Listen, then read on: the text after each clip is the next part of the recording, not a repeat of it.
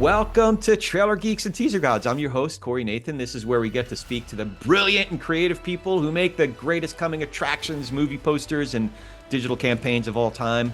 This program is brought to you by our friends at the Golden Trailer Awards, by Brent Allen Hagel. You know him as Trailer VO Brent. And by Make It Universal and Rotten Tomatoes presents Seen on the Screen. And our newest partner, Soundstripe. You'll be hearing some of Soundstripe's music in our upcoming episodes. Very grateful to all of the folks who helped to make this show happen. And I'm grateful to all of you, our listeners. It really is a privilege to get to share these conversations. And today, I am so thrilled to be able to be joined by two pals, actually. Friends with both of these guys, and they're friends with each other. Really great people, great creatives. I'm joined by award-winning editor, producer, and creative director Kevin Childress, and our pal, editor and creative director at Wildcard Creative Group, Craig Hagedorn. Kev, Hagedorn, how you guys doing? Great. Happy to Doing be really on. well, thank you. Yeah. Awesome. It's great to be with you. We're recording this on a Sunday. This is kind of like doing church for us. So, but yeah, it's really great to be with you guys and doing this. I figured a good way to start would be to maybe give a little background about both of you. You both took somewhat different paths to get to the point where you are now. Kevin, I'll start with you. You came out of like MTV commercials, music videos, where actually some of the greats of our industry came from. But when you were starting and like Doug was starting, when some of those guys were coming out of there, it was far from obvious, or far from easy for you guys that you'd be given a shot or taken seriously in the trailer industry. So I was hoping if you would, can you give us a little background on how you started your career? Yeah.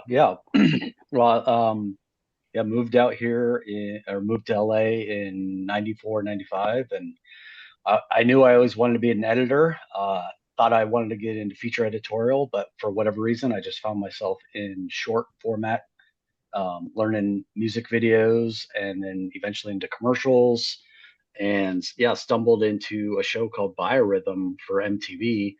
And that's where I met, first I met Chad Meisner, good friend, and we were both on season one of that show. And then I think season three or two or three, Doug Brandt came along, and and we all just bonded and just became good friends. And And and those guys, for those who haven't been listening to every single episode of Trailer Geeks and Teaser Gods, they're somewhat above average editors, wouldn't you say? yes, yes, they're masters of their craft for Oh sure. man, some of the greatest trailers of And all time came out of the three of you. You know, it's certainly the most mentioned among the most mentioned trailers that. So yeah, and we were all just fresh faced and I mean, it was an interesting show because it was a biography show, but all told through interviews of the artist or the personality and graphics. And there was no voiceover. It wasn't like behind the music. So it was very editor driven, and very edgy. And we just kind of were in this like microcosm of just like creativity where we just like fed off of each other, and we'd like, oh, what are you doing? Oh, that would make me think of this, and I'll do this in my show, and da da da. And it was so like hands off on the executive side of things that it was just we were just playing. It was amazing. And from that, I think we just yeah, we did that for a couple of years together. And the show was winding down, and Doug was like, hey, I'm going back to this company called Global Doghouse where we do movie trailers. He's like, I think you'd be great at it. Why don't you come over there? I'll have you meet the owner, Steve Pirani. And I'm like, yeah, sure, I love movie trailers and love short format, so let's try this. And so I went over there, and I just fell in love with the art form of trailers because I think of my love of movies and features, and the love of the short format, and so much music involved and things like that. I grew up playing guitar and some piano, and just have that background. So that just the mashup of everything, I just fell in love with trailers. And and so then Doug and I, yeah, we worked together for a couple of years at Global Doghouse and doing smaller movies, the more independent movies. So we're still kind of experimenting, not really knowing what we were doing, Yeah. but still like focusing on storytelling, which is what I have always just loved to do and really focusing in on. Is that where you Um, did the Memento piece?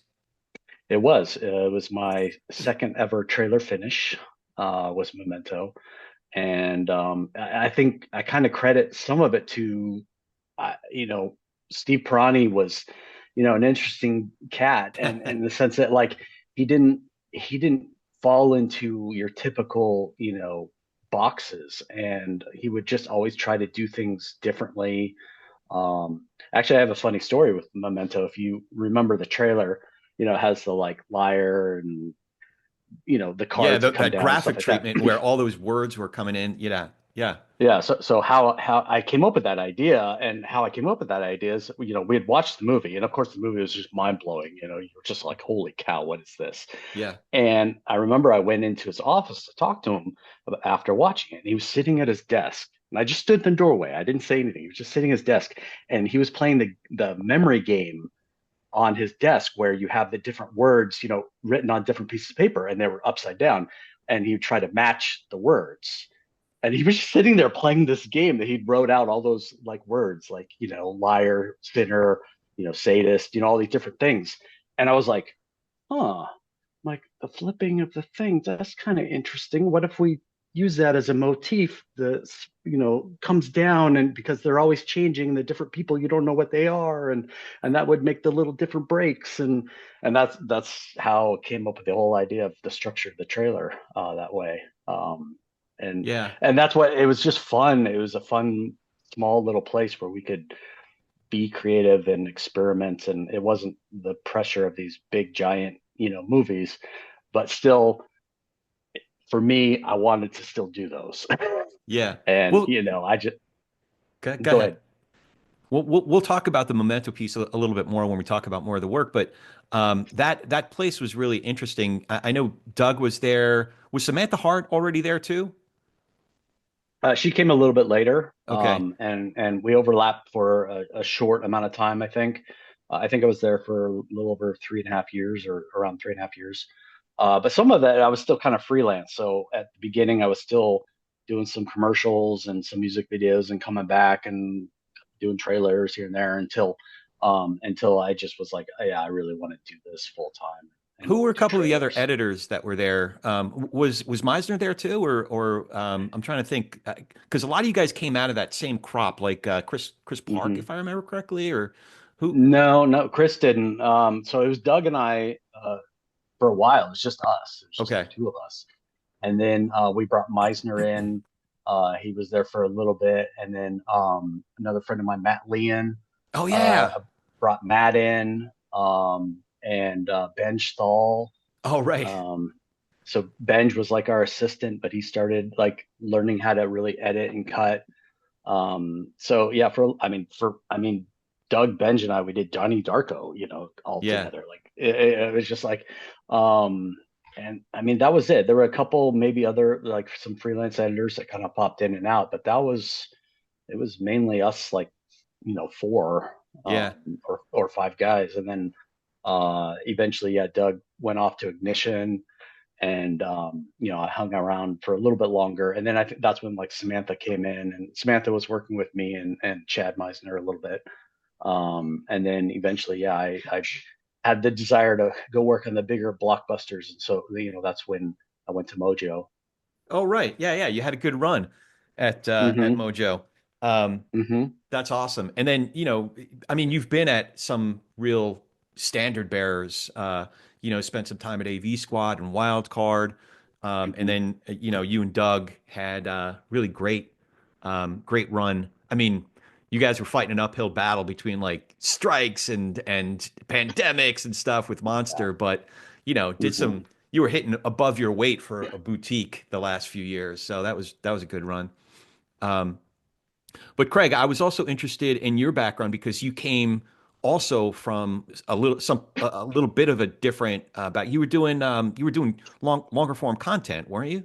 Was, yeah. So unusual path to get to trailer editor. Like you think about so many people that come up, do what we do. You start as a runner at a shop, and then you're an AE at a trailer shop, and then you kind of come up that way. But yeah, for me, I came out to LA in 2007 to learn the Avid and became an assistant editor at New Wave Entertainment. So back then, New Wave was doing longer form behind the scenes marketing content for DVDs and Blu-rays. So that's where I just came up as an editor, and I was there as an AE for 2 or 3 years, and then just learned how to cut and work with producers in that environment. So that was so great growing up there. But all the time I was there, I knew pretty quickly, I was like, I have to get into trailers. I saw the trailers come in for the films that we'd be working on. I was like, that's where it's at. How do I do that? So they were doing. So did they have a pretty robust trailer department at that point? So New Wave, this was after their trailer department had left. So New Wave was strictly doing home entertainment. So it was after that operation was going on in, I think, the early 2000s. But yeah, so when I was there, I wasn't able to really dabble into real trailer editing. So I got to give a shout out to Jason O'Donovan. Yeah. So I wanted to cut trailers so badly that I started doing indies just for free and for like very little money. Yeah. One of them was a film called Lullaby. It had a great cast, Jennifer Hudson, Amy Adams.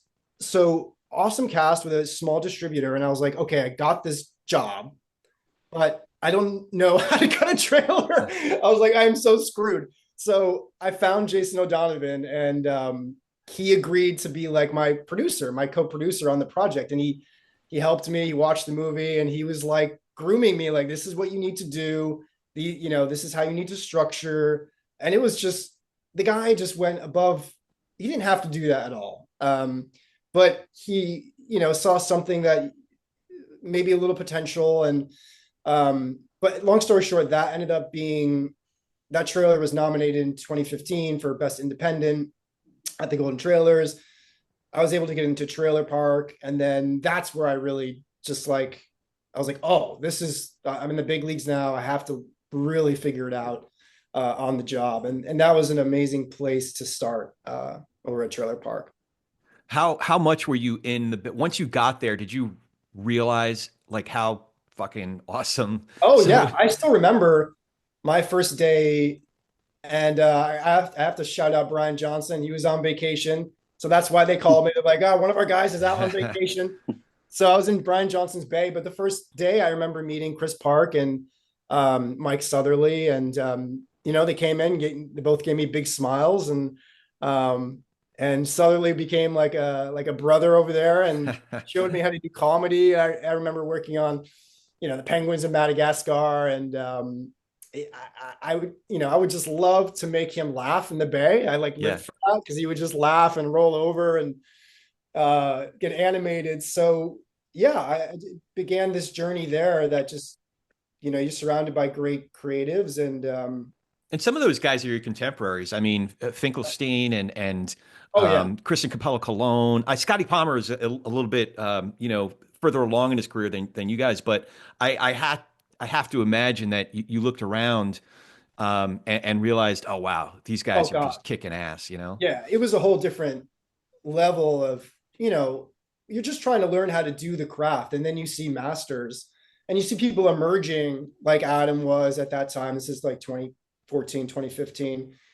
So you get to see them become, and Christian Capello, like all of them were beginning to sort of just dominate and become amazing at their craft. And all of them were really generous about sharing information to a new guy newer in the field. Adam was always willing to take time, and super humble guy back then, and still is. So yeah. And Chris Park and Kim Wong, it was a really vibrant time to be there, because we had the Marvel stuff, and then you had, you could be working on something like Southpaw, which was a great drama. If you remember that movie with Jake Gyllenhaal. It was yeah. So I felt like I was at this buffet with like every sampling I could possibly want, as far as the types of films and the types of challenges you could, bite into. One of the coolest things about doing this program is I get to collaborate with friends of mine, not just friends, but friends who are the best at what they do, like my pal Brent Allen Hagel, Trailer VO Brent. Brent, how you doing, man? Wonderful, Corey. And I think, critics and audiences would agree to that. So do Trailer VO guys always talk that way, or do you ever break character? Would never break character. Cocktail parties, they say, hey, can you do the voice thing for us while they all drink a beer? Do you do the voice thing while you're drinking a beer?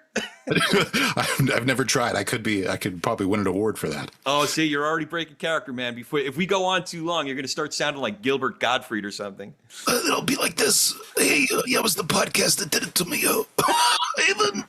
All right. So before we hit it, we get back to the show. How can folks find you?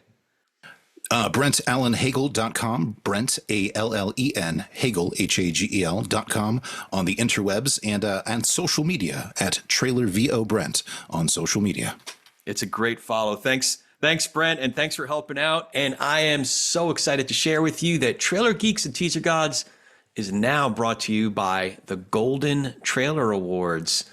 Having just celebrated a wonderful GTA 24, there are many exciting developments we'll be able to share over the next year, including a documentary about the trailer industry that Monica Brady and Evelyn Brady Waters are producing. They shared a little bit more about that when they came on the show a couple weeks ago. They're producing it, and there's plenty of other news about the World Trailer Awards and much more. I'm just thrilled to be collaborating with such wonderful people like Monica and Evie, and I'm grateful for their support in bringing this program to you. Just make sure to stay plugged in at goldentrailer.com for all these exciting developments. That's goldentrailer.com. And now, on to our show. Now, you had an opportunity a few years ago, it's been more than a few years ago now, to go to Wildcard. And I would imagine going to learn from, talk about a master, I mean, like Nick, had to have been a big draw. Was it scary, though, to leave a place where you had guys who were just really rocking it, that were your contemporaries, but also a shop as kind of dominant at that point as Trailer Park? Was it scary to make a move like that? I think it always is. And it was, yeah. When I look back on that chapter break there, it was scary in a good way. I think as soon as I met Nick, I was like, I have to work for this guy, because he just thought differently and deeply and sort of in a way that I hadn't heard before. And, I still get that feeling when we have creative kickoffs, like years later. It's been 7.5 years. So I knew it was scary in the sense that I was leaving a place where I had, been somewhat established, got some finishes, and, met some great people. So it was hard. It's like you're making a choice for your own growth, and it can be a little scary, but it ended up working out. It was the best decision I made. It was the only way to level up. And Kevin was, such a great ambassador to me, because we overlapped there for about, a year or so. So Kevin was a great welcoming committee to me, and, the standard and I just remember seeing all the cuts that were going out those first few months at Wildcard. And I was like, holy crap, like, how am I going to, keep up with this? And it still is that way. And it was just a phenomenal level of work. And you had to grow just by being around it. And, Kevin was awesome about, giving feedback and just always being available. How does that dynamic work? I'm curious how that dynamic works, like when everybody's in the shop, but now I'm curious how it works when not everybody's around every day. Yeah, it's harder. I think Kevin can speak to this too. Like, it is harder. I think it's harder for the next crop to sort of get real-time feedback, because when you're all in the shop, it's just like, hey, like, you might bump into somebody and they're like, yeah, I'm struggling on this open. Can you come take a look? It takes so many more steps now. If you're remote, like, okay, I got to Slack them, see if they're available. Then I have to drop my open, ask them if they can watch it. It's not as easy. Do you find that to be true, Kevin? Yeah, absolutely. Yeah, it echoes back to like what I was saying in those, like the MTV days where we're just, I think when you're just in the same area as other creatives, there's just something about it where you can, pop in someone's bay and you're just like, what do how's it going? You want to, hey, take a look at this. And you look at it and you're just like, oh, that makes me think of this. And oh, have you thought about that? And you're like, oh my God, why, Right, and right. you're seeing like, and then something you did there, like maybe I can, oh, that gives me an idea to do that on my piece over here. And you just don't have that same immediacy anymore when everyone's working from home. Now, obviously, there's a lot of amazing benefits from working at home, especially if you have a family. Um, so it's a plus and a minus, right? But I think creatively, it's going to be a huge challenge for I think the younger up and coming editors because it's such a I don't know. I've just really valued my time with other creatives, and they've helped me, you know, think differently and challenge myself to grow in areas that maybe I wouldn't have pushed myself um, by just being around them. Being around somebody who's really good with sound design, type of stuff. It's being around somebody who's really good with storytelling. It's just somebody who's really good with music transitions. It's just all these different little things that you find when you're in a group of the different creatives. It just challenges you to grow. And I don't know. Yeah, Yeah, it's absolutely. Like I felt that way, pre-pandemic, where I think it's just you're more likely to be exposed to other work when you're working remote, unless you're like deliberately going out of your way to see everything that's going out. I just feel like you lose a bit of this thing, the thing you're talking about, Kevin, which is like, oh, I would have thought of that, or I need to really work on that part of my craft. So yeah, it's mhm. definitely a different landscape now working remote, but it has its advantages too, family A- and uh, Absolutely. yeah, you feel like this comfort and safety. So I think it's the best is mixing it up. Hmm. I remember, I'm going to take a little bit of a long way around the barn to ask this question, but I remember when I was a kid, my Aunt Rhoda worked at American Ballet Theater, 890 Broadway in New York. And that building was just such a hub of creative energy. Obviously, on the second and sometimes third floor is where the ballet was rehearsing. So I got to see Misha Baryshnikov, actually choreographing and working and but then on the third floor there'd be people like Twyla Tharp. And as a kid that wasn't really in that world yet, I had no idea like how crazy awesome that was. Or Mari Tchaikovsky, like just these incredible people of that world. And one time I was visiting Aunt Rhoda and like sitting in one of the studios, like on those wooden floors where Amisha was choreographing and these other incredible artists, dancers were, working out the next Nutcracker or whatever it was going to be. And I walked out, and Aunt Rhoda was like, so and so was here, and Kevin was there, and Amisha was there, and that was Maria, and I'm like, oh, okay, and I wasn't really absorbing it. She's like, stop, this is a big fucking deal. So, so you guys have, I bring that up because you guys, and now Craig, you're at a shop where you have Skip Chasson Yeah. and Justin King Hall and Artie and, obviously Nick and Helen on, and just this incredible collection of brilliant creatives and all different in their own way, right? And then Kevin, along the way, you've worked with you early in your career, and then kind of circled back around with some of these guys. Like you worked with Chad Miller again, and and then at Monster, you had guys come in and out that are just Hmm. great. Like, so again, like I said, long way around the barn of asking this question. But if you're talking either to a creative that's just coming into their own, just getting started in their career, or others that maybe are more used to the remote working, how do you communicate to them like, no, dude, this is a big fucking deal, and then to foster relationships with other great creatives so that they can glean, like you were saying, Kevin, a sense of storytelling, a sense of music transition, a sense of composition, or all the different things that you can pick up from these brilliant creatives that you've been around at different points in your career.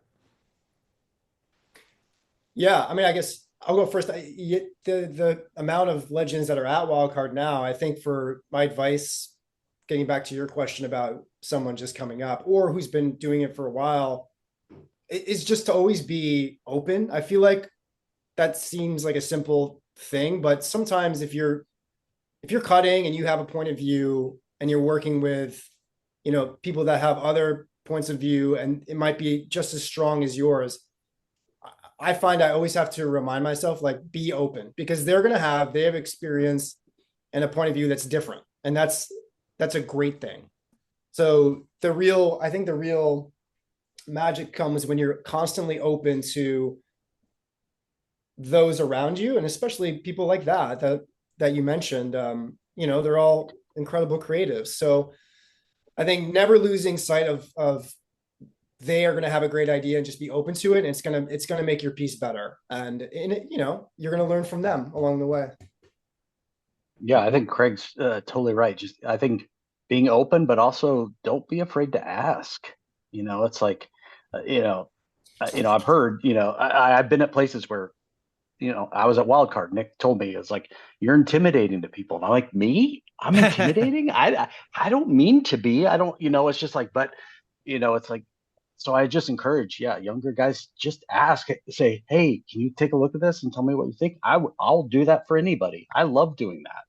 And it's like, and so many people have helped me, along the lines. And I mean, there's so many people I know who wouldn't hesitate to do it. Craig would do it. It's so many great editors. We love to help young, upcoming, talented, people or whatever. It's fun to help other creatives hone their craft and get better. And I feel like also in the teaching, you learn stuff about yourself and, communication and all kinds of stuff. So, I would just say, don't be afraid to ask. Kev, I'm going to ask. Oh, sorry to interrupt. One thing to add to that, it does take, I find, courage for the younger people to ask. I find that they really need to be invited and feel like, is this a safe place to show your whips, your work in progress? It's okay. Like, so especially now, I'm finding that's a theme where you really got to let them know that they're safe in that back and forth. And, it's going to be raw. It's going to be whatever you might think it's terrible, but just making sure that they feel the invitation and it's safe. Kev, I'm going to ask a hard question, but it's one that I can definitely relate to. So you got here in 94, 95. I got here very early 95 to Southern California. And then when Craig says, oh, yeah, I got here in 2007, my first thought is, yeah, fuck you. but the serious question is that you get to a certain point in your career when, you got some cred, you've done some things, you've won some awards and stuff. But then there's somebody who's 5 or 10 years or even, more younger than you, not quite as hasn't been in the industry quite as long, but you're watching them do stuff that you're like, oh, wow, that's some good shit right there. Like, is that a hard transition to make? Is it humbling, or is it just like inspiring and keeps you fresh? And how do you do it? A little bit of both, right? Like, you're like, oh, they're gunning for my job. Okay. No, it's, it's exciting. But yeah, it keeps you on your toes, right? Like, you're just like, wow, looking at some of the workout, now, obviously, over the last few years, it's just phenomenal stuff. And I'm just like, okay, all right, I gotta, pick it up a bit. Yeah. No, it's inspiring, but it's also, it could be like, it could be humbling, I guess, but in a good, if you have like the right mental frame of mind, it's like, it could be humbling in a good way. But it keeps you on your toes. It keeps you fresh, and you're getting inspired by like somebody who kind of grew up with maybe different influences, and that's how I would imagine in the healthiest version of it. But also like the competitive drive too. Like, it shouldn't be like kind of toxic competition, but like good competition that keeps you on your toes, kind of a thing, right? Yeah, and I'm always a firm believer, wherever I've worked, and especially, when Doug and I created Monster, we tried to foster an environment that, we're all in this together, and it's, we all want to get the finish. We're all competing for that, but it's a total team effort in my mind, that you're working with, because you're working with so many other people, music department and graphics and writers and it's like, it's hard to do it all on your own. I mean, so it's like I'm a big fan of just fostering that idea that it's a team thing, it's not individual. Um, and let's work together. It's like success for so and so is going to be success for me in this company, right? It's like we're all going to succeed based off of each other's work. And so this like weird silo thing where I'm going to be in my bay and I'm like mine and you can't see it, and that I don't like that kind of environment, and I've never enjoyed being in that environment. I've never tried, and I never want to foster that environment. So um, that's just, some of that's my personality. But I just feel like, better work comes out of things like that. Yeah, yeah. And if you don't agree, Kevin will just kick you in the teeth with a good, windmill. How far along in Taekwondo? This is such a random question. How far along in Taekwondo did you get? I got a second degree black belt. So he will officially kick your ass. I So had no idea about that. That's a new wrinkle. Wow. so the one shortcoming that I found this, I'm sorry, I'm going on a complete left turn right now, but did you find when I was fighting, I got pretty far along in TKD, and from growing up, I was a collegiate style wrestler, but the one shortcoming I had from studying Taekwondo as opposed to other art forms, my upper body striking just wasn't there. Was the school that you were in, did they teach more upper, because it all seemed to be lower body striking. I'm sorry, this is such a random question. Like, I know, Craig's like, oh, what else can I do now? Right. No, I'm kidding. Yeah. It focuses mainly, definitely on kicking. I mean, where I went, they did a lot of Hapkido training, which was great, and I love that. And I wanted to continue that on. When I stopped Taekwondo, I actually went into, I tried doing, full like MMA type of training, and then I was just like, my body can't take this, and like I dislocated the shoulder and like all kinds of stuff. And eventually, I still love martial arts so much, but I had to take a break as my knees were killing me. So yeah. I found the same thing. My body was telling me, yeah, you can't do this, but I kept on doing it anyway. It was, but it's funny. Yeah. I mean, I found doing something like that very helpful because, it's like our job is stressful and we work long hours and we're sitting so much. And, being able to I would go at night and train, after work. And I remember when I went to Mojo, I think Jeff Lamont and Michael Caine, they asked me one time, they're like, what is one thing that you do to like, blow off steam, from this business before they hired me in the interview? I'm like, well, I do Taekwondo. And they're like, oh, perfect. Okay. Well, I kick people very hard in the head. Yeah. So, yeah. Anyway, sorry about, yeah. This made me want to, bring up another thing that's important, I think, for anyone like that does our job, which is so stressful. Having some kind of outlet, it could be golf, it could be Taekwondo. I play hockey, ice hockey, and play soccer. So it's like, it's so important to just get out of your head and sweat. And, like it helps you as an editor and keeps you sane. So I had no idea you did Taekwondo. I have a whole new respect for you. That's awesome. Yeah, that's awesome. This episode is brought to you by Make It Universal and Rotten Tomatoes presents Scene on the Screen, a bi-weekly podcast that takes listeners behind the scenes at NBC Universal, offering an intimate look at how film and storytelling have impacted the lives of its employees and creative community. Hosted by Jacqueline Coley, journalist and awards editor at Rotten Tomatoes, the series is home to vibrant conversations blending humor, introspection, and unforgettable anecdotes, and a bit of trivia. Jacqueline sets the tone for the show. As an established authority in entertainment, she brings warmth, curiosity, and insight into every episode, exploring film's ability to connect and transform. Make It Universal and Rotten Tomatoes presents Scene on the Screen is available to you on YouTube and wherever you listen to your favorite podcasts. So I do want to dive into the work. There's a lot of work to discuss. So I don't know if you guys had certain pieces that you want to ask each other about. I'm sure you do. Yeah, Kevin, I was just watching all your stuff this morning, and it's remarkable. Like that for 25 years you've been doing it at such a high level. Like I feel like your style is timeless. I've always felt that way. And you know, the trailer like Wolverine is just as cool today, you know, as it was, I guess, 15 years ago, whenever that was. But did you feel like throughout these last 25 years, did you ever feel like you had to adapt, or was it just like your style naturally change with the times? Were you ever trying to alter based on trends?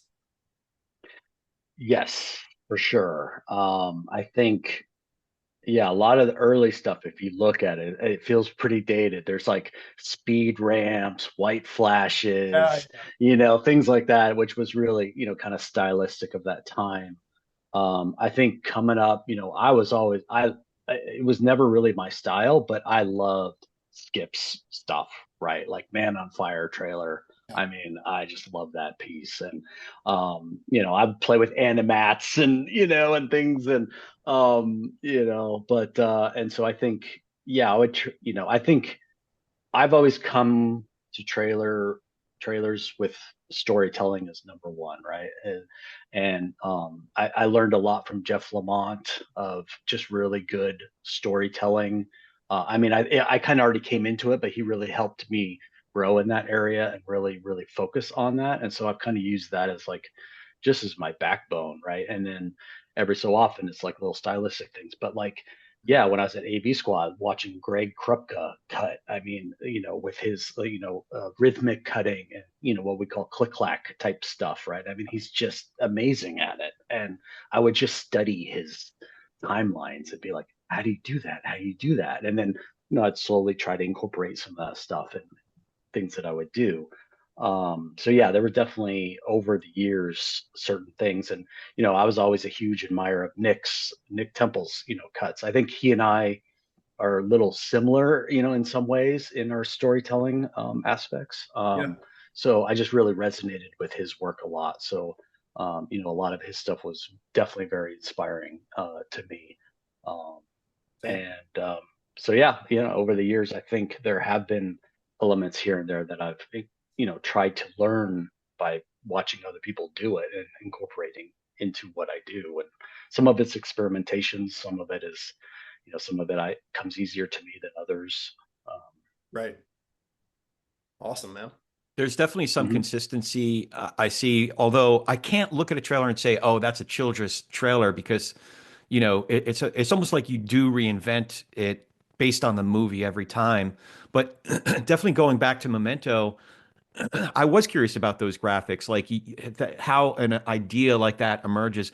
But also, there was the thing that bookended that particular trailer where the main character explains his condition.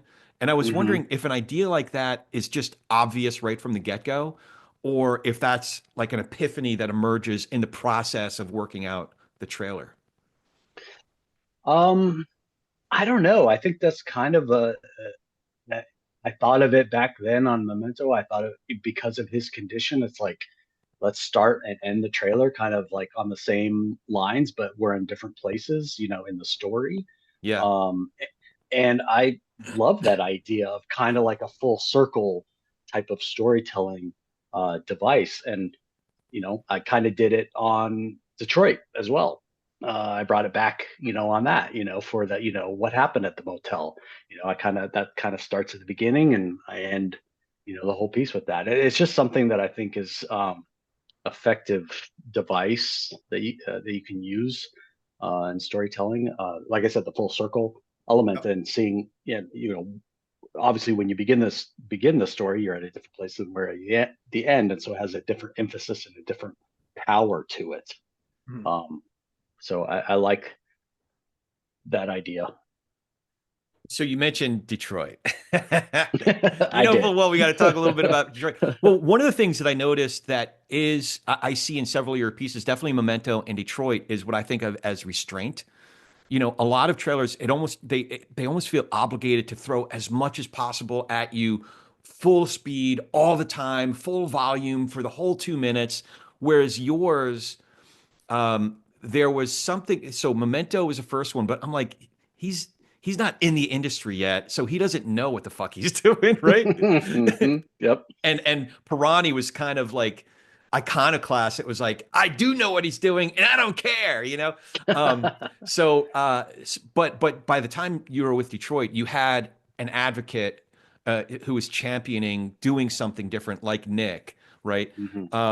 That sense of restraint in that first 10 seconds, which felt like an eternity, especially given the other trailers that was playing around it in the theaters. In the Memento, it was more like the rhythm that you were. I thought the initial kind of restrained, deliberate rhythm was a setup for something, and eventually it did kind of get to a climax. But that rhythm stayed so consistent through so much of the piece. I'm curious how hard that is. Is that something where you know you're going against the grain of what other, say, action-y type, thriller-y type trailers are like what they typically are? Do you know you're going against the grain, or is it something that just speaks to you as you're kind of crafting the trailer? I think it's more something that speaks to me. I mean, to be honest with you, like I don't know. I just yeah, I've had some people tell me, some people do tell me, they're like, "Oh, I saw that. I knew that was your trailer." And I'm like, "How do you know that? I don't know what is my style." And so they've always told me they see my style as very clean, very, not a lot of, it's not super complicated or whatever, but just clean message. And I do strive to, to do that in my storytelling. Um, and I think, yeah, I mean, I think, I don't know, for Detroit, it just felt like it was such a powerful movie. I mean, that movie really spoke to me. And so just the idea of hearing certain words over and over again as the tension was building. Like I just wanted to build this like crazy tension where you could feel it from the beginning when he's in the in the police room to the very end. I mean, because that's what the movie to me was when I watched it. I was just super tense the whole time. And that's what I loved about it. Like I love thrillers. That's probably my favorite genre. The Memento and Detroit and things like that. It's just I don't know. They just really speak to me. So the idea to create something rhythmically that just kind of ratcheted up, ratcheted up, ratcheted up, ratcheted up, and then to cap it all off with echoing back to something we said at the beginning, to do the full circle thing again. So that's I think where that kind of came out of, and yeah, Nick and I we talked about how to do this thing, and I have to credit him. That opening scene, like we had agreed, we're like, yeah, that's super strong. Let's open on that in the police room. But I kept trying to put music under that. Oh, whenever I I'd show him cuts, like it would, it'd be really simple. It'd be like just a drone or a string or something like that. And he kept being like, "No, take it out, take it out." And I'm like, but it's empty. Like we have to put something there. He's like, "No, trust me, take it out." And then finally, it clicked with me. I'm like, "Oh yeah, absolutely." And then, um, but yeah, so that piece was definitely special. That one was a lot of fun, and not a lot of people know this, but it was also version one finish. So. oh wow, that's Really? rare to get a V1. Yes. That is awesome. hmm Yeah, that's a rarity. Yeah, so that was nice. We sent it to the client, Mike Pavlik, and he saw it, and he's like, "This is it, okay." Yeah, this is it. That'll play. There was another one that I noticed. I didn't remember this until I watched it again, but Edge of Tomorrow, you started with the breathing, and it kind Mm-hmm. of set up this rhythm. And talk about tension, like like it just set up. It reminded me of one of the Star Wars pieces from like the early 2000s, where it just Mm-hmm. started with the Darth Vader, but it was Yeah. different. It was like that this human, like, oh crap, something's going on. It pulled you in right away, you know? Yeah, that Nothing that but the one was kind breathing. of fun. That was kind of fun because actually that started off as the teaser, the first piece. I just cut it was just a breathing track, and then we ended. Mm. We ended up. I was competing against Nick actually because I was at Transit at the time, and so Nick and they were showing Tom Cruise, my teaser and Nick's teaser, and Nick had the cue that was a little more like Battle LA like type of feeling or whatever, and Tom picked that one. He wanted to go out with that one first. But Christian Davin, the client, he loved the breathing thing so much. He said to me, he's like, I'm going to hold on to this and I'm going to find a place for it or whatever. And so we go through like the whole campaign and we've done all kinds of different things. And then it came time to do an IMAX exclusive trailer. And he's like, I want you to take that breathing piece and expand it out to 3 minutes. And I'm like, whoa, nice. Okay, how do we do this? Yeah. Whatever. But that's how that piece eventually came around. And that one was fun. I enjoyed working on that one. Was that the first Tom Cruise movie you worked on? No, because I can't. I mean, I got the teaser for Mission 4. Okay. For Ghost Protocol when I was at AV Squad. Oh, and then I worked on Last Samurai at Mojo. A few other things here and there. I don't remember. Last Samurai maybe was the first one. I can't remember, but maybe one before that even. I don't know. Is he super hands-on with every trailer? Like, obviously he is with the Mission Impossible franchise, but like with a movie like Edge of Tomorrow or Samurai, like, is he involved with every movie he's in like in the trailers with every movie he's involved with? For the ones I've worked on, he definitely is approving it. But not until Mission, has he been as involved, at least on the projects that I've worked on for his movies. Mission takes the cake for that. So sure. Well, if I did have to guess, it makes sense that you were at AV when you did Ghost Protocol, partly because they do such great work on that franchise, but also because that Eminem cue, like, is that like, that just, Angel, like, how was your collaboration with Angel when you were there? The music supervisor. I love it. Angel's the best. He's the best, isn't he? He's amazing. He's amazing. And I feel bad because I'm dominating with Craig, but that's okay. We'll get to Craig. Oh, Craig's gonna get his time. Talk about Craig stuff. But yeah, with Ghost Protocol, that was really funny actually, because we got that in, and Angel gave me a cue, and it was a authorized remix that Glitch Mob did of Seven Nation Army, and I heard it, and I was like, "Oh my gosh, this is Mission. A great one. This is so Mission." And so I cut the first piece with that cue, and it was great. I remember we played it for Amy Ostriana and Josh, and they both were like, "Yeah, this is great." And then Jen Horvath was also working on Mission, and she actually was using the Eminem Pink song, and they really loved the song, and they loved the Seven Nation Army, and so they had me. Some things happen or whatever.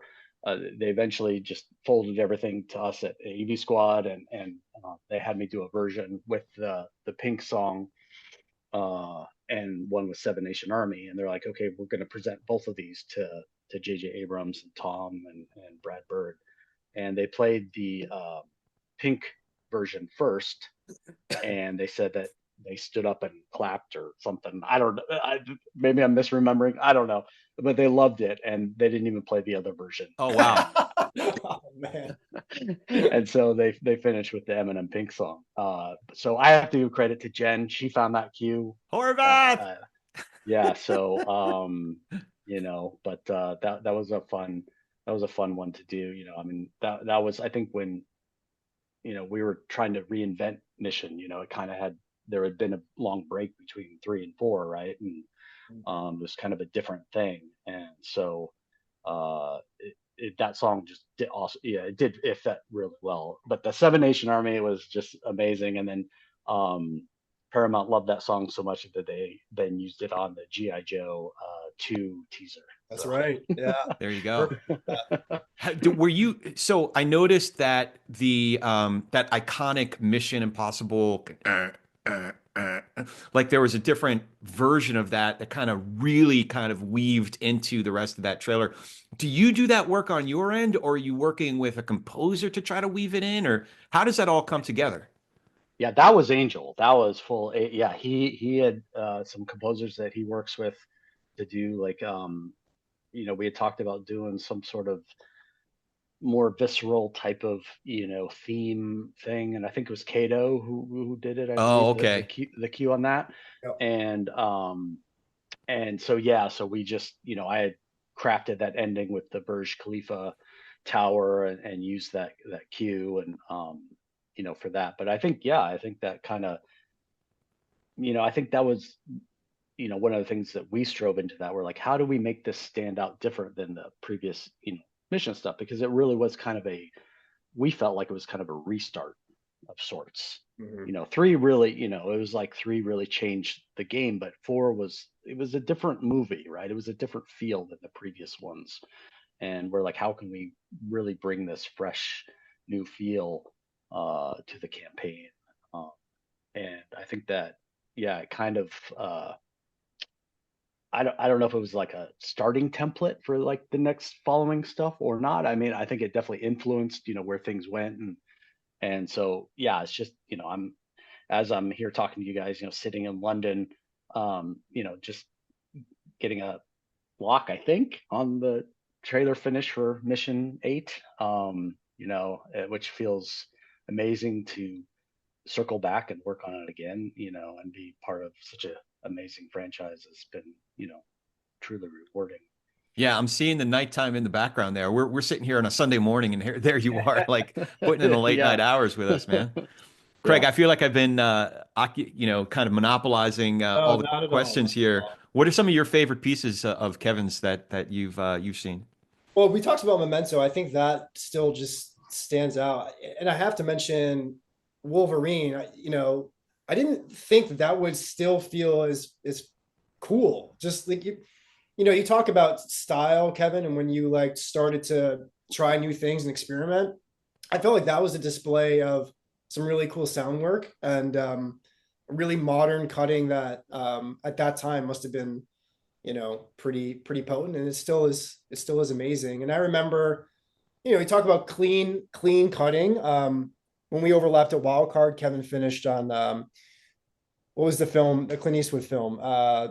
Geez, I'm forgetting the name. 1517 to Paris, right? Paris, yeah. Yeah. So when I think about, some of your work that really floors me is just the simple, powerful, clean, and that's something that is really part of Nick's DNA, and that's what we try to do every day at Wildcard. And so those are some of the other pieces you did that really just commanded that powerful style and clean style. Yeah. Mm-hmm. One of the pieces I had a real affinity for is the fighter, a little bit different than some of the other pieces that we're talking about, because I noticed that right out of the gate, within the first 15, 30 seconds max, the word that comes to mind is a word that Jamie Bradshaw uses, mythologized. You were able to mythologize the Wahlberg and Christian Bale characters.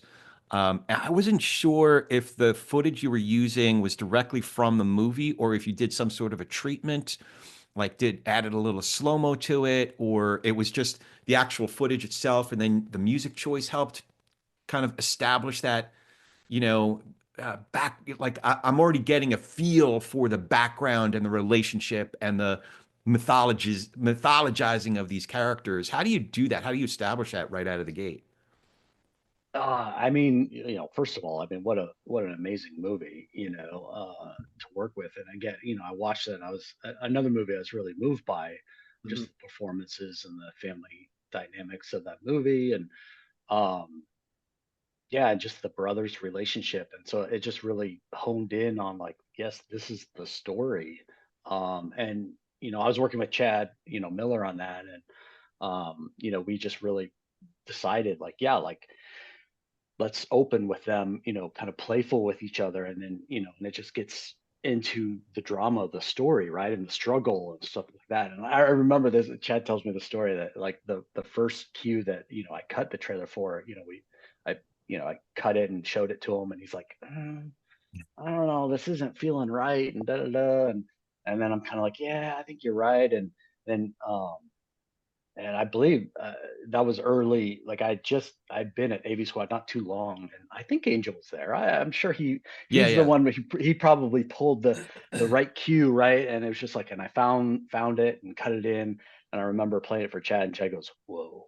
Like he's like, "Yeah, that's it." Yeah. And I remember he played it for Seth, and Seth was just like, "Yeah, I'm feeling this, getting goosebumps, right?" And I love that feeling. I love just that synergy of just the right music Yep. and the storytelling, and just like you feel something as a viewer, right? You just feel that emotion. Um, and yeah, that one was fun. That was a good piece. All right. So speaking of emotion, Hagedorn, you did a piece. I was like, wow, how does he fit that many different colors of emotion in one piece? The King Richard piece that you did? Oh, yeah, thanks. Mm-hmm. That Yeah, was like I was getting just off the top of my head, like triumph and then struggle and then the joyfulness and the fun, but then the conflict and the just like so much. Is it, again, is it something that you're just sort of revealing what all is in the movie? And if so, how do you do that in 2 minutes? yeah. Or is it, yeah. It's hard. We talk about great material and great movie, and King Richard was that and provided you with so many, like you said, a range of feelings. And there's the competitive nature, there's the underdog story, there's the conflict within he and his daughters and Serena. And so, yeah. And then Kevin mentioned how important music is, right? He's cutting his version one for the fighter, and it's not quite clicking. And then you find that right cue, and the alchemy starts to change. And so the story with King Richard and how that piece sort of the final version of that piece came to be is Beyonce was writing a song for the movie. We knew pretty late in the stages of cutting that she was going to do something. We got this demo, and we had a good piece of music in place, and the story was there, but it went from like a 6.5. And once we got Beyonce, we customized it. It instantly was like rocket fuel. Everything started to give you chills. You had this confidence when you were cutting with it that you just got to ride the wave. And then the moments, for me, I mean, everyone's a little different when they cut, but the music can really help me find the story sometimes. And in the case of King Richard, it was awesome working with John Stanford, and Nick was very involved in that, and Katie Spritz. And we just wanted to show all the shades of the movie and quickly know upfront that it's a tennis movie, it's an underdog story.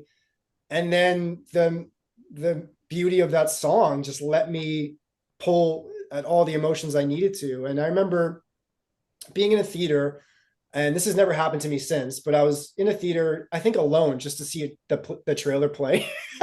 So I was like being that guy, and King Richard trailer played, and there's a moment in the middle that's really emotional.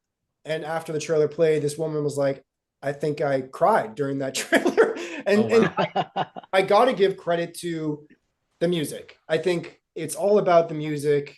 And that is such a weapon. When you harness that and you have a great movie, then your job is to sort of like stay out of the way and make the right choices. You know what's interesting about that, the Beyonce cue is the trailer doesn't start that way. It starts with that Motown cue, That's which right. Yeah. Yeah. It's and kind that of more commercial. Mhm. it does a couple of things. One is it creates a contrast so that when you get into the Beyonce, that hard power, like triumph kind of story, you're more aware of it because of the different tone that the Motown. But what it also does is it gives you a scope of time. Like you're going through time with this family as well.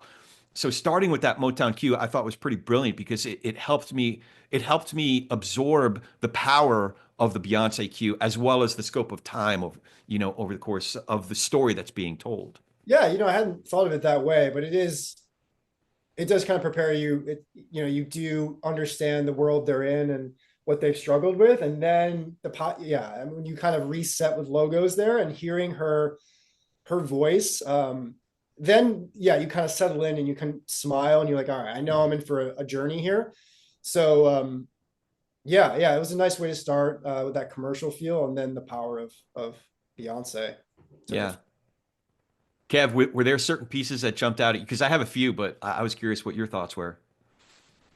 Well, I remember when Craig first came to Wildcard, and and I meet him, and I'm just like, who is this guy? This I gotta punk. figure him out. And I'm like, so yeah, what did you cut? What? Yeah. He's like, oh, I cut the Comic Con Kong Skull Island trailer, right? And I was just like, oh wow, okay, that piece is awesome.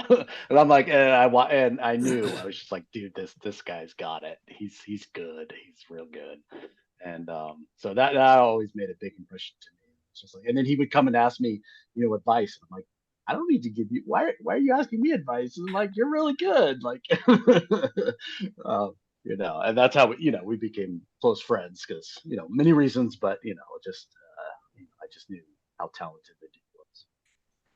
One of the things that I've noticed on a couple of your pieces, Craig, is that you'll stay with music longer than like I forgot what piece off the top of my head, but there's one that you stayed with the same piece through the whole thing. It was oh gosh, was it Bike Riders? No, it wasn't Bike Riders. Oh, you know what it was? It was Amsterdam. Oh, sure. Yeah. It was a You great stayed story. with that, and it was like it was not like when I was watching because knowing the movie, I'm like, that's not the most obvious music choice for that movie. Like in terms of genre and time Yeah. period, like how did you come up with that? Well, so yeah, great story behind that piece of music. And, another example of why Nick is, brilliant, because we were cutting for months and months for David O. Russell for, before a piece emerged and came out. And we had some cool songs that were working. But when it came time to really like, let's go, we got to get a first piece out. We were kind of stumped as to which song was going to carry it and work. Yeah. It was a period film. It was unlike anything he had done. And it just wasn't, we didn't know what was going to work. And then Nick was like, use this song, just see how it goes. And then it was like, it's similar to Beyonce. It was like, it unlocked the piece. It allowed you to feel, I don't know. It just threaded this line of tones and that worked for the movie's range of like comedy, absurdity, drama, and emotion. It had like everything going on in that piece of music. So the song is "I Love to Change the World." So Right. thematically, I understood it, but like Right. when that song came out, and like I don't know, just something about the genre and the tone, I guess I was like, it was one of those that yes, it totally works, but it works because of the contrast, like thematically consistent, but contrast in terms of everything else. It was, yeah, kind of counter to, because you're seeing people walking around in the 30s and 40s and period sets and costumes, and you hear this track from the 70s, which is very on brand for David O. Russell. So it worked in the sense of his brand, but you're seeing these characters in this world, so it created this nice mixture, I guess. And and it didn't need a whole lot of, oftentimes we're customizing things and trying to manipulate them and make them sound cool. That song didn't need a lot of manipulation. And another little like signal that this was the song is that these things tend to happen when you found your track, is that I'll just hear it in the car, on the radio, like the weekend I'm cutting, and it's just like it's all around you, and it's like the universe is telling you that's the song, go for it. And thank God it ended up working out, because I don't know if we would have found something better than that. That's awesome. Are you both collectors of music? In other words, like you might be in the car on a run or whatever, just anywhere randomly, and you're like, okay, I got to put that in my library or whatever. For sure. I think every editor has to have their like antenna open at all times. And you kind of bookmark things and earmark stuff that could be for another project, and it's not quite right for the one you're working on, but you're like, that's the amazing cue for something down the road, but let me stash that away.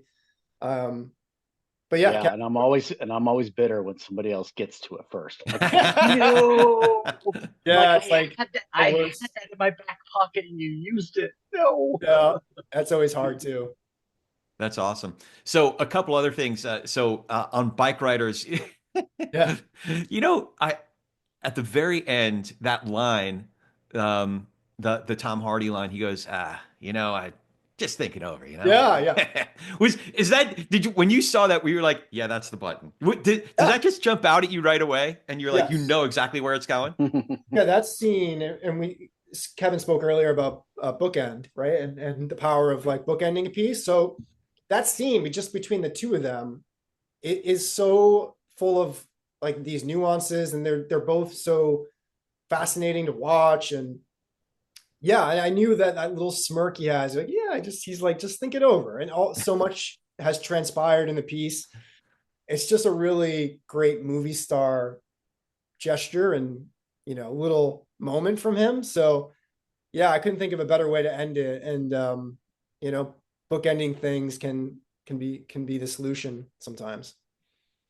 So another thing that I was curious about, by the time Ford versus Ferrari comes out, there are so many, not just great car movies and car racing movies, but like car racing, car themed trailers for movies that in the trailers, like we've talked a lot about Chad's first Fast and Furious piece and that whole series, that whole franchise, right?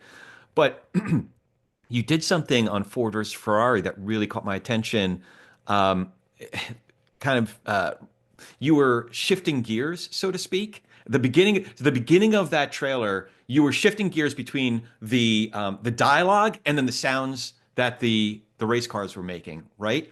Was that a conscious decision to like, okay, here's like we're mimicking the upshifting of what a race car does, or was I just reading too much into that? Because the way you went, like the sort of intense dialogue choices you were making, and focused and relatively quiet because it was to like like all those car sounds. Were you aware of setting up a rhythm that way that was kind of mimicking the shifting of gears?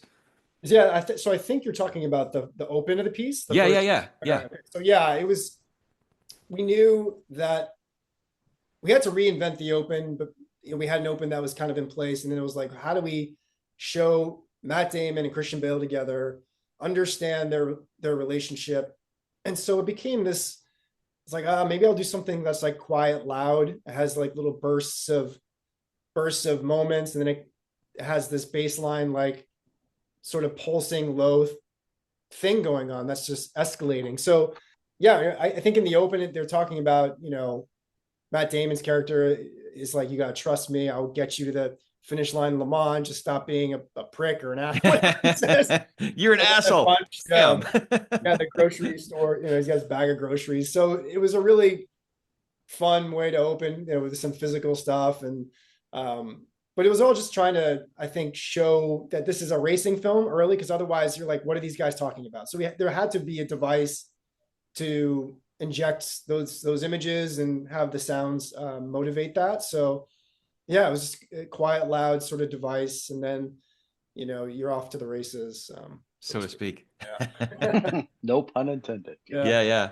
No, that was great. And then obviously the one of a recent one that I had a real affinity for is A Complete Unknown. And I was trying to decide which I liked better, the teaser or the trailer, but I really dug the teaser because that thing of staying with a music cue for a much longer period of time than you typically hear in trailers. So it's one thing that you both have in common is that sense of restraint, and just let the richness of the story and richness of the characters kind of play themselves out, as in this case you're letting one music cue play out for a longer period of time.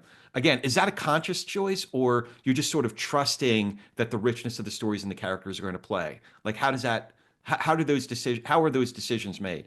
Well, in the case of the teaser, I think you want something that's going to feel unified and feel singular. So musically, like we knew pretty early on, that performance, that particular take of that song was going to be the best option. It was a great vocal performance. That's really him playing live. Yeah. Singing live. I think that's Carnegie. You see the back of him. And right. Yeah. it was all about like, and like I should set this up, that piece, or when we were cutting, it was really the intention from our client, Alexa Sheridan, and she works with Artie Pearson, and Artie was the creative director. And so they're like, we need to show something. Like, no one's seen a frame of this footage from this movie. We have an internal meeting, and we just gotta showcase a cool piece. So it kind of freed us up to because most of the time when we're kicking off, it's not like that. You're like, okay, it's game time. Let's go. This felt like, in the best of ways, we were like just playing. We're just gonna play. Yeah. And yeah, that song was just, it was magical. It was a great camera move and sort of design by Mangold to come from behind, slowly see our star. So we just leveraged that. And then, you talk about music and just the discipline to stay with one piece of music. Well, sometimes it needs a little bit of customizing and a little bit of layers.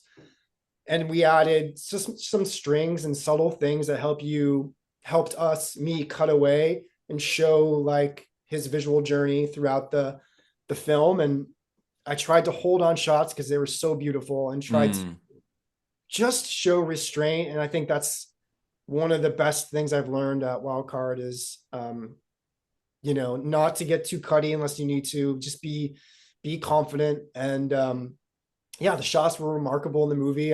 We knew it was going to be special from just seeing the dailies, and that was a really magical process. I think I love both teaser and trailer for different reasons, but the purity of that song and the gift I had of Timothy doing it was like gold. So Yeah.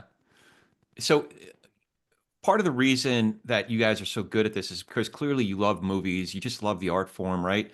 But also we're fans, right? So I'm curious, when you're working with such accomplished filmmakers like Tom Cruise in your case, Kevin, or wonderful artists like David O. Russell and James Mangold, and then other actors that maybe have a say in this, in the process. I'm curious, how do you hold it together? Like, does the fanboy ever come out of you, or is it just like, okay, you get to a certain point where you're like, okay, we're just professionals and we're doing our work? Or how do you balance all, like, I don't know, if I was in that room, especially the first few times, I'd be like, oh shit, like I wouldn't know how to handle myself. that's your cue, Kevin. Well, yeah, I mean, I definitely think, I mean, I think of myself as, I take my job seriously. I'm a professional first and foremost, but yeah, I'm a fanboy inside, of course. It's like I love movies. Grew up watching Tom Cruise movies, grew up watching, I mean, Blade Runner was such a huge influential movie for me, Oh yeah. getting into, wanting to work on movies. And so the chance to work on Blade Runner 2049, I was just like, holy cow, this is just insane, right? It was blowing my mind. And cutting the teaser for that was just, such a treat. And then working with Denis on that was, I mean, I was loving his filmmaking already before that. And so that was just a magical, thing. And yeah, it's like, like I got to meet Denis at the mix, and my heart's just pounding so fast inside, right? But I'm like, I gotta be professional. I gotta be, and he was wonderful. He was so, lovely at the mix and everything. And so yeah, it's like, but yeah, I remember, watching Tom watch, the trailer one on Mission 8 when we were playing it, and standing behind him, my heart's beating like so fast, right? And I'm just like, how is he going to respond to this? I don't know, right? Um, so yeah, it's fun, it's nerve wracking at times because I don't want to disappoint them, right? It's like I love their movies. I want to help do the best that I can to make their movies successful. And I feel like it's a privilege for me to be able to work on them. And so I just, whatever it takes to help them succeed, whatever I can bring to it, that's how I come at it. Yeah. I agree with all that. And I felt the same way about meeting David O. Russell. And I truly am and was a fanboy of his films, but you have to like compartmentalize that to some degree and just know that you're there for a job and to bring, your skills to help his movie. But there are moments where you can appreciate it. I remember Mangold was at the mix for teaser and mainly for trailer. I think he was at the mix for both. He was. But being behind him and letting him take over the mix and being so happy with that, and just listening to the guy work, communicate about music and sound. And he was right every single time. It was like you're learning by observing, and you're also just in the presence of filmmakers you admire. So it's a real treat. And you know, even though it can be stressful, as I'm sure Kevin knows, and you put pressure on yourself to not disappoint them, but I did not forget what a cool experience it was as it was happening. And I literally, I think I was smiling the whole mix. I hope he wasn't like looking at me. Why is this guy smiling? But it was great. That's interesting. It almost seems obvious, but it's interesting, a point that you bring up, Craig, that the a lot of these folks are successful for a reason, because they're really freaking good at what they do. So when you are in the room with them and they're doing work, you know, at this stage of the life of, you know, this is part of the life of a film, is, you know, creating stuff to help people and audiences discover it. And they're doing work. So to listen to a very accomplished artist, a very accomplished, you know, filmmaker, take their notes and, you know, apply their notes. And it's good to be able to learn some stuff from them. So that's, like I said, it probably seems obvious, you know, but not so much. You know, you could get caught up in the excitement of the moment. Um, I just have a few more questions on my end, and then I'll let you guys turn the tables on me. But one really important one is, I sort of alluded to this in passing at the beginning. We have been through a lot as an industry, as a world, actually, over the last few years.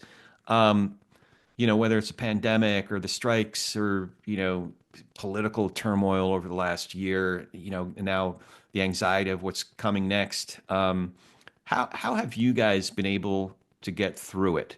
Are you doing, first of all, are you doing okay? And second of all, you know, hopefully you are, but we've touched on a couple of things, whether it's taekwondo or music or golf or whatever. But are you doing okay? And how have you? What kind of tools have you developed to get through it? Yeah, I mean, yeah, I'm doing well, thank you. You know, I mean, it's yeah, it's been challenging last few years, right? I mean, I think you had mentioned, you know, Doug Brandt and I started Monster in 2018, and then the pandemic hit, right? Or like right after that, and we only had like a year and a half or 2 years under our belt. And then the strikes happened, and it's just, yeah, it's just feels like it's one blow after another. You know, I think I'm grateful. I have a really great group of friends and my family. I mean, my wife's been my biggest supporter, and I mean my best friend for so many years. Yeah, so she's obviously a huge part of helping me through it all. But I think friends like Craig and Doug and my friend Matt Leon, other people that, you know, going through these things, it's like I'll call them up and I'll be like, hey, this is what's going on. They're just like, oh, I'm here to support you, and, you know, and we'll grab lunches or dinners or whatever, and kind of like commiserate, or just see how we can help each other. It's been huge, huge during this time. So I'm so grateful for the relationships I've made, the close relationships I've made with such amazing people over the years in the industry. And you know, I don't know. For me, that's the fuel that gets me through it. It's just like, you know, leaning on each other and helping each other. And if it's just being an ear, right, just to listen to where you're at. Because yeah, it has been challenging, and it doesn't seem like it's, you know, we got the fires, and Yeah. I know people, Alex Pitchka, you know, he lost his home in the fire, right? And it's just like, you know, so many great people that are close friends, and um yeah, it's like we just have to band together and help where we can, I guess. Yeah, it is a community, and we rely on each other. I mean, it's been 5 years now where we just the lack of normalcy and feeling like you can't really predict the future is hard for anybody. And then our jobs are hard on top of that. Like you have to take care of your mental health so you can perform, but you have to have the right balance of, you know, family and community to help you just feel good. Like my wife and I are, we just need each other more than ever right now. And I think that it's that way for a lot of people. We got a golden retriever last 2 years ago, and that's been a huge mental health boost. So, and I remember during a time like the early pandemic, so the first 8 months of 2020, every morning after 9:15, all the editors would jump on a Zoom call, a wild card. It was probably not everybody, but 8 to 10 of us. And we would just talk and just be like, how are you doing? Like, is everyone, your relatives okay? Like, I looked forward to that every morning because we could laugh, we could just talk about the crazy shit going on. It really solidified these bonds that we already had. And we became this family even more so than we were before. So yeah, I mean, I have colleagues I meet with, Kevin, and the great ones like Tim Zimmer, and we all stay in touch and talk about the challenges of doing this job at a high level in this landscape. It's hard, but we have each other. That's awesome. So fun question. I didn't tell you I was going to ask this, but you should know. You should know I was going to ask this. Favorite campaign or any piece of creative advertising, not necessarily one of your own. Oof. So it could be a trailer, teaser, movie poster, digital campaign, strategic activation. I got one. Yeah. Mind go, Kevin? No, go for it. Okay, so I thought this may have been the second piece for The Brutalist. It was the one Mark Wallen did. I was astonished by it. I thought the music, whether it's from the film, I'm not sure. I think it was like a 3-minute cut. It was an unbelievable piece. So I was astonished by that. The other one is a campaign. We're recording today on Oscar Sunday. So yeah. So today there's going to be, I think, some marketing from a new show called The Studio on Apple TV Plus. It's a Seth Rogen comedy, and they're making some really courageous. There's a billboard out now for that show, and it's literally a white billboard with black text that says, "This is what happens when executives and filmmakers can't agree on a single idea." It just says The Studio, March 26th, Apple TV. It's like they're like, it's almost a little bit like Wolverine, not Wolverine, but what Ryan Reynolds has done with some of his campaigns, and really non-traditional advertising on the print side. But those are the ones I had. That's awesome. Yeah, I'm looking forward. I'm really looking forward to that show, actually. What about you, Kev? Anything come to mind? Yeah, well, I mean, for me, I mean, Doug's Transformers 1 trailer. Oh, I yeah. mean, it is just gold. And I mean, I'm such a nerd. And when I saw the giant robots like coming out of the pool, stepping over the girl, and like with the sound design that he had, I mean, it's a perfect trailer in my mind. And I love that piece. And I have like studied that thing, even though he's such a good friend of mine and we worked close together for so many years, it's like I still like I'll just listen to it and just be like, oh, this is just magic. That's awesome. Last question, and then you get to turn the tables on me. If you're talking to somebody who's just coming out, we're going to be doing this show in 10, 15 years. And, Kev's going to be like, yeah, I came out in 94, 95. Craig's going to be like, I came out in 2007. This person's going to be like, yeah, I came out in 2025. And we're going to be like, fuck you.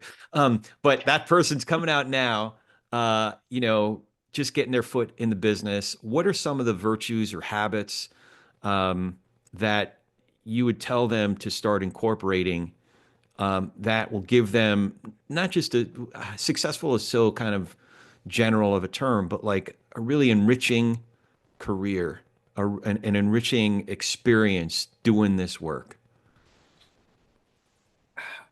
Yeah, I would say to never feel like that you've arrived. And I know that seems kind of vague, but you've had some legendary editors on this podcast, and I feel like many of them have that. Almost all of them have that sentiment that no matter how long they're doing this or what you achieve along the way, like you're always a work in progress. You're never done growing, and that you can be astonished by work from people who have been doing this far less than you have. And I think just being a sponge and being open at all times. And then as you start to find little success, don't ever feel like you've arrived, because there's always another level to reach. And I feel that, all the time at Wildcard. And it's happened just the other day. I told the editor, I'm like, how did you think of that? Like, he's been doing this for 8 years and I've been doing this for, I don't know, 12, 13, but I never feel like I've arrived, and I just always want to get better. And I really hope that feeling never goes away. And the people that are emerging now, I know they have that same approach, and they just want to get better. And it's an ongoing process. Yeah, I think for me, I think the best piece of advice that was ever given to me, and I wish I could remember who said it to me. Unfortunately, I don't. But they said to me, "There's always going to be another movie." And what I mean by that is, we put our hearts and souls into these pieces. We work really hard, and you're not going to finish every one, right? And it's like, even though you're dying at this piece, right? You're working so hard and you want it to finish, and yeah, you lose out to whatever reason. Another piece, maybe it's better, maybe it's political reasons, who knows what, right? But you don't get the finish, and you can be really, devastated. It's hard to lose that emotionally, physically, everything. And you can really, get depressed, by it. But remember, there's always going to be another movie, right? It's like you're going to work on something next, and you don't know what that's going to be. It might be something that blows your mind, that, it might be something fresh that you've never seen before, that you really click with. And that's the one that, that you get the success from, or whatever. But just that phrase, just that idea that there's always going to be another movie. So, don't, I remember early on, I would just, I would take it so personally or whatever, or I just, mope for like 3 or 4 days afterwards. It's like, yeah, go cry a little bit or whatever, or go walk around the block of that, and then shake it off and be like, okay, what's next? Right. Right. Let's see what we do next. That sounds like something Trugman would say, or maybe Rod Perry would say. There's always going to be, yeah, just like keeping it perspective. Or Doug would say, Brant would say, we're not curing cancer. Keep it in perspective. So, yes, we also, Doug and I always had a phrase too, when it would just get like really overwhelming, or you're just feeling like, oh my gosh, we'd be like, let's just go start a tofu farm. I remember along those lines. Well, first of all, I still think of that phrase, Kevin, that you said, there's always another movie, because you shared it with me years ago, and it still echoes, from time to time. So it's a really good reminder and sentiment. But yeah, I remember being at Trailer Park, and it would get so crazy and stressful. And Kim Wong he said once, I think I just want to move to Hawaii and be a bartender. Let's just go do that. So it's like, we all have that, need to escape, but, or you could start a podcast company. There you go. Or you could do that. All right. So now you guys get to turn the tables on me. Do you have any questions for me? Well, Corey, I think you actually were the one who plucked me out of Global Doghouse and sent me to Mojo. Yeah. So I don't know if you remember, like, what did you see in me way back then? Like, who's this guy, and and why did you think that I would fit well with Jeff and those guys? That was a really fun moment and formative moment in my career as well, because there was a desire on the part of certain companies, not all companies, but certain companies, to do what I call seeing the talent through the credits. And you had already done Memento at that point, so it was, there was a little bit more to see in terms of like what had been recognized by peers in the industry, but not much. That could have just been an anomaly, But I really appreciated working with Michael Kahane and Jeff Lamont for all those years, because they did that. Chad Miller and Seth Gavin, as they've built up AV Squad, have certainly done that, as well as where Doug went, because before it was Ignition, it was Harley's House. So Martin was an emerging star of a producer. Martin Kistler was a star of a producer, and he was certainly able to do that, along with Harley Rinsler, who was the founder of Harley's House, before they started Ignition. And finding talent in not the obvious places. So other companies at that time, very established companies, if they were recruiting from other companies, let's say they were getting a shot on, big action like the early Marvel movies or whatever, they would want to get an editor that had worked on prior superhero movies or something like that, something that was obvious, right? But then there was these other companies that were like, no, see the talent through the credits. So Mike and Barbara and Tim and Benny, in the early days of Ant Farm and Trailer Park, respectively, they had success bringing people over from HBO. Now we can look back and say, oh, well, that was obvious because Patrick Starr and, Billy Michelson and Michelle Manning and, Jae Hoon Oh and all these incredible Terry Boyer, all these incredible people came out of there.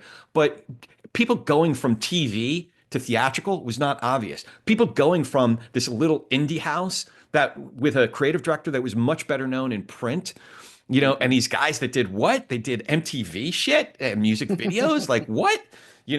So I love that where somebody could see the thinking in somebody's work, and listen, I am not going to take credit for that. I'm just because I don't have the aesthetic eye that you guys do or that Lamont at that time and Michael Kahane did for the editorial, but I could recognize the ingredients in the soup.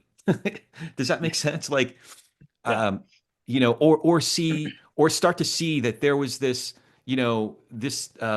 some beginnings of success stories. Like, oh, okay, so I wonder what that guy's doing, and then I would start to look at, well, who did you work with, and you definitely had those ingredients, man. So I don't know. I don't know if that directly answers your question, but I remember what the thinking and what the experiences were at the time that were leading me to believe that like this could really work. The other thing too that I should say is that from the beginning of my career, I wasn't just looking at it as like, oh, we could do a really good deal here. We could get somebody cheap, and that's not how I looked at things. The way I was looking at things was much more from like the the human building blocks of a company, right? So there was a human being that was, doing pretty well at this company, in your case at Global Doghouse, and, had a pretty cool piece that he finished, and maybe it could lead to other good things at that. But what is good for this human being, a guy that now is a new friend, this guy named Kevin Childress, that's starting out in his career? What would be a really good opportunity for him, in terms of the trajectory of a long life in this industry, in this world, right? As well as like thinking about the human building blocks of a company, that pretty cool company that really made a mark, Mojo. A small dynamo, like definitely a boutique, but a dynamo of a company in terms of creative IQ and creative impact. What would be a good human being that could really add to the impact of what this company is on a human level? So I was thinking about that as well. Yeah, thank you. Yeah, yeah. So I don't know if that makes any sense, but that's what comes to mind. No, it's great to hear. Well, so my question, just as I hear you talk about, answering Kevin's question, I've always wondered how you got into this field and what inspires you to find talent and what led to this career. The headhunting side of it, or the podcasting side of it? No, the headhunting side. I think Yeah. podcasting it's an offshoot of that, I guess, right? So I've shared parts of this story before, but the closest things I could tell you is that I was producing theater and some independent film at the time, and I hadn't made it yet. I hadn't really. In theater, you never really make it. You just you're lucky not to be losing money. But we were doing some really cool shit back then. We were doing, these 99-seat equity waiver type productions around town with some people who've gone on to incredible careers, by the way. But at the time, they weren't really well-known actors yet. So we were just doing good work. And sometimes I was on the stage. A lot of times I was just the producer behind the scenes, making it all happen. Same thing on film projects that I was involved with. But what was emerging, especially on those films that I was involved with, is that the role that I played is in putting the teams together, like finding the people. Um, Not necessarily the casting, but the all the other stuff, you know. And I had a knack for it, even when I didn't know. Like I remember the first time I looked at a sheet of like, this is what we need, and I saw like, so we need, obviously we need, this and this and this, and we need a gaffer and we need a grip and we need. I'm like, what the fuck is a gaffer? Like, I don't know, just go find one. Well, I know we need one, So, um, so that was emerging. But at the time, my day job, to pay the rent, I was working for a company called Artisan Creative, which was like a temp agency that specializes in graphic artists. So I was learning that side of the business. I was learning design and I was learning advertising and I was learning this whole other world that I hadn't been exposed to. And those two things sort of came together. And I've told this story a couple of times about how Michael McIntyre was starting Motion, and Craig was the investor. Craig Murray was the investor, and Craig was really the one who maybe saw something in me that I was good at this thing of finding people, and it was also of value to them as they were starting the first version when it was just McIntyre and Justin King Hall. In this little tiny half of an apartment a block from the beach in Venice that was starting Motion. So that all sort of came together. I didn't know exactly how I would help them do it, but I was open to possibilities. I was open to an adventure, and I found the work that was being done was really cool, and more importantly, the people that I was starting to meet were really cool. So I was open to the possibilities, but I was also keen to the reality that I had to be of value to the folks that I was working with, not just like theoretically, not just like doing a deal and grinding transactions and selling people on, hey, you're going to make an extra 10 grand and hey, you're going to get this editor. And, I don't know, that just never really excited me. And I can't really do that very well. There are others who do it quite well. And I'm just not that guy. But what I was good at was like, oh, wow, this is a really cool idea for a boutique shop. This is a really cool company that has a really great vibe going. And like I said, here's a human being that like, wow, I think they would really add something to the creative. I think they would add something just as a person to the culture. So that kind of work and providing value to the people that were building these companies, that over time, I started to recognize how, not just how cool it was, but how much I enjoyed it, the people side of it, the relationships, the friendships. So again, I don't know if that answers your question directly in a clean story, but yeah, totally. Yeah. Before we go, want to make sure if people can find the awesome work that you both are doing. So Kevin, where can people find you and track with all the great work that you're doing? Yeah, thank you. Probably right now, it'd be my website, which is kevinchildresscreative.com. And I'm trying to keep it updated, but it's tough when you're working long hours and many versions of trailers and things like that. So I'll do my best. Awesome. KevinChildress.com, KevinChildressCreative.com. What about you, Craig? How can folks find you? Yeah, Instagram, CraigH55. Full disclosure, I suck at social media, so my wife is a wizard. She every time there's a new trailer or a finish out there, she'll help me with the postings of that. But yeah, I try to post recent stuff there and just let people know what I'm working on. But also, the company's website, which is full of new projects that are always always amazed at how much we're finishing, the range of genres. So wildcardcreative.com, wildcardcreativegroup.com. There's always amazing stuff coming out from that crew. So awesome. Yeah, we'll be sure to put that in the show notes, and really appreciate you guys spending the time. This is a nice way to spend a Sunday morning, Oscar morning with both of you, or Oscar evening in your case, Kevin. Thanks for doing this, guys. Thanks so much for having me. Yeah, thanks, Corey, for having me too. You bet. And as always, please make sure to remember to rate us and review us, hopefully 5 stars and good reviews. But, if not, I'm open to constructive criticism. But wherever you get your podcast, the reviews really do help us in the rankings. Follow us on all the socials. I'm at Corey S. Nathan, Corey S as in Sam, Nathan, at Corey S. Nathan. And check out our awesome sponsor, the Golden Trailers. We're sponsored by Brent Allen Hagel. You know him as Trailer VO Brent. And by Make It Universal and Rotten Tomatoes presents Seen on the Screen. And our newest partner, Soundstripe. Really grateful to all those folks for helping us keep the lights on. Thanks again for joining us. Now go do some inspired work